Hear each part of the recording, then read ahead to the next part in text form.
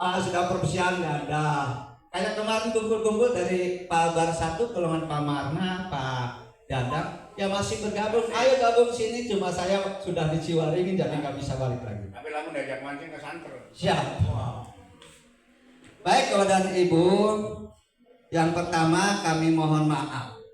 Barangkali dalam kegiatan ini kami tidak bisa memberikan servis yang terbaik buat Bapak dan Ibu. Baik di perjalanan maupun sampai di sini telat sasar lagi Pak supirnya. Ya, itu bukan kesengajaan. Saya juga lupa Kak. Saking asiknya karaoke ya benernya belok sudah itu tahu-tahu makin jauh Pak ini waktunya makin lama. Ternyata kebablas. Itu juga ada hikmahnya buat kita. Kita menjadi tahu oh di sana ada gas yang sangat besar, panas bumi itu. Jadi semuanya kita ambil hikmahnya saja lah. Tidak ada yang sia-sia. Walaupun kebablas ke sana itu tidak sia-sia, kita menjadi tahu. Jadi kalau kapan-kapan ke sini sendirian bawa mobil, bawa motor itu tidak akan kebablas lagi karena oh salah kemarin kebablasan gitu. Biasa berapa? Pokoknya patokannya warung pojok. Warung pojok. Jadi terima kasih Pak Haji Soharli yang sudah datang memenuhi undangan kami khususnya K3S dan kepala sekolah pada umumnya. Intinya kita mempererat silaturahmi, kemudian ke depan juga ya bahwa kami ini nanti akan seperti Pak Haji Soharli. Mudah-mudahan sampai sana. Mudah-mudahan kita juga sukses semua. Sampai sana. Ibu Ana yang masih muda ya. Sampai sana. Juga sukses ya. Ibu Parokik yang sekarang di swasta katanya boleh juga diangkat ke negeri boleh ke swasta, barangkali regulasinya berjalan lancar bisa diterapkan. Yang SD negeri juga swasta juga bisa diangkat gajinya sama, mudah-mudahan itu harapan kita semua. Amin, amin. Kita doakan saja khususnya Pak Haji Soharli diberi kesehatan, amin, kekuatan, ketenangan, kenyamanan dan kesejahteraan hidup, dan yang terpenting ibadahnya lebih kuat lagi. Iya Pak Haji, semakin bebas tugas makin jonggol arwiri baik awet esuk sampai jam tengah sana gak? Ya apa-apa. Iya, artinya kan banyak waktu untuk beribadah. Kalau kita dioprek-oprek nih Pak Korwil nanti datang telat, jam 7 siap sholat duha, ternyata kepala sekolahnya telat, guru agamanya tidak ada, tidak akan berjalan.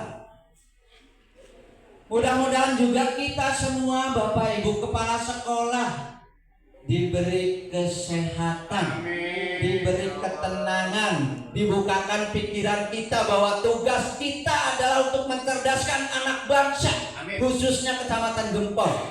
Bukan semata-mata kita sebagai manajemen yang mengelola, tetapi bagaimana merubah karakter pendidikan di Gempol berawal dari kita kepala sekolah. Betul. Bapak dan Ibu jangan tenang-tenang saja melihat anak buah itu santai-santai saja, kita gebrak saja tugas kita Bapak dan Ibu. Punten ini, saya bukan ngajari, saya juga di Kempek suka. Kalau memang tidak suka di Kempek, ngajar anak Kempek silakan pindah. Saya sampai ngomong begitu, ada guru yang pribuminya santai-santai saja. Mau kapan lagi? Kamu mau membentuk bahwa anak Indonesia emas nanti tahun sekian, dari sekarang harus kita mulai. Anak-anak kita yang sekarang yang akan nanti menjadi generasi emas. Kalau kita tidak mengingatkan itu, guru mengajarnya biasa saja, ya bagaimana mau menempuh generasi emas? Merubah pola pikir anak, kebiasaan anak, tradisi anak. Di sekolah kita tidak pernah mengingatkan itu. Punten mungkin tugas Pak Pengawas, Pak Korwil, tapi ini tugas kita kepala sekolah kepada guru-guru kita. Kalau kita dibiarkan saja, guru itu pengennya enak Bu, datang siang, pulang cepat. Pengen seperti itu. Kemudian, yuk kita ada acara makan-makan, yuk ada acara apa begitu. Tetapi kalau kita ikut, senang mereka, ya. Tapi apa yang terjadi di sekolah? Oleh karena itu sedikit yuk kita kembali pada aturan regulasi yang ada yang ditetapkan oleh pemerintah, baik melalui instruksi dinas, melalui korwil, ataupun yang ditetapkan dalam aturan perundang-undangan bahwa kita itu kepala sekolah sebagai manajerial ikut serta menentukan masa depan bangsa. Iya Pak Abu. Tapi kalau kita masa bodoh, sekolahnya mau belajar mau enggak terserah, ya bagaimana masa depannya?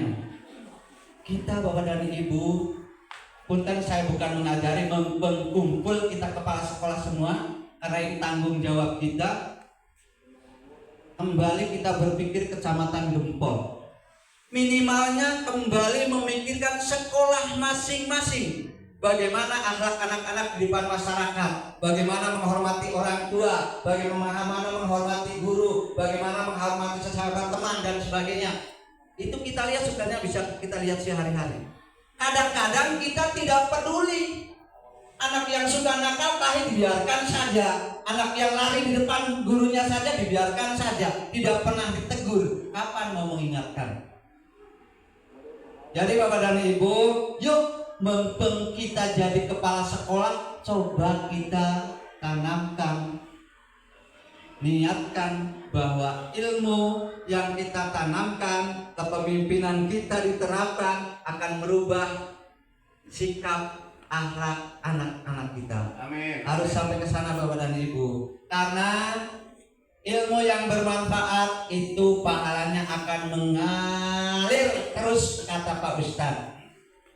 Jadi ilmu yang bermanfaat itu kalau kita sampaikan ke anak-anak nih, kalau waktu maghrib ngaji, sholat mereka melaksanakan, kita mengajarkan, diterima, diamalkan, itu tergolong ilmu yang bermanfaat. Maaf, bukan mengajari, tapi kita mengingatkan. Oleh karena itu, yuk mumpung masih jadi kepala sekolah, kita mencoba berusaha memperbaiki sekolah kita masing-masing. Saya berpikir kempek. Kalau sekarang lagi ngomong tentang Gempol, berpikir Gempol Pak. Karena saya tingkat 3S-nya. Jadi Gempol kira-kira maju bagaimana prestasinya. Makanya tiap sekolah sok berlomba-lomba dalam kebaikan, Mastabikul Khairoh. Kalau Palbar 1 bagus, Palbar 2 bagus, Kedung 1 bagus, Winong 3 bagus, Winong 1 bagus ya.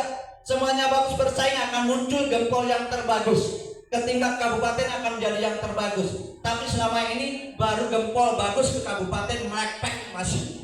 Semua lomba-lomba itu. Jadi mari kita siapkan dari sekarang. Tanggung jawab kita bersama Bapak dan Ibu. Jangan berpikir uang dari mana, uang pengelolaan dan sebagainya. Pusing kalau mikir duit tidak cukup-cukup. Benar Pak pengawas ya. Kalau mikir duit nggak cukup-cukup. Oleh karena itu Bapak dan Ibu, yang kepala sekolah saya tidak mengajari, tidak mengajar kepada mereka yang sudah pintar, Bapak dan Ibu pintar-pintar. Cuma yuk kita berpikir bareng-bareng bagaimana memajukan anak-anak kita, bagaimana menyiapkan generasi emas yang sekian tahun lagi. Berarti anak-anak kita dari kelas 1 sekarang harus kita bina. Akhlak yang diharapkan oleh pemerintah seperti apa harus sampai ke sana Bapak dan Ibu.